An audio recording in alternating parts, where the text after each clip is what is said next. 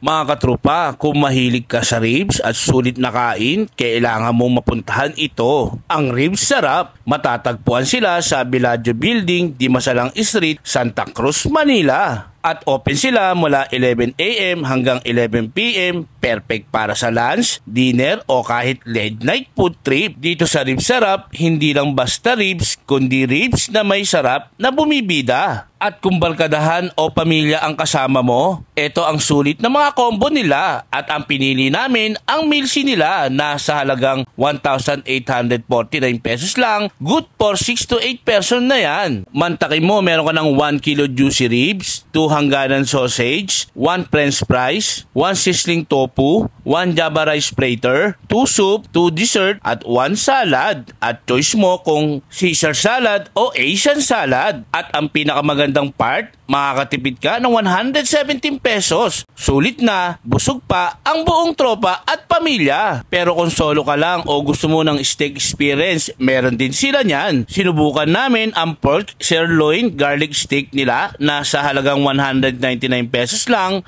Malambot, malasa at talagang Ribs Sarap quality. At kung gusto mo naman mas sulit, dagdagan mo lang ng 30 pesos para sa kanilang mix and match promo nila. Pwede kang pumili ng side dishes katulad ng mashed potato, mushroom soup, french fries, at syempre may pa-free drinks din sila. Mamimili na lang kayo kung blue lemonade, cucumber juice, o iced tea. Kaya kung hanap mo ay affordable, sulit at Pinoy style ribs experience, dito ka na sa Ribs Sarap, Santa Cruz, Manila. Kain na kasama ang tropa, pamilya o jowa kasi dito sa bawat subo, Ribs Sarap ang sagot sa gutom mo. So ano pang hinihintay natin mga katropa?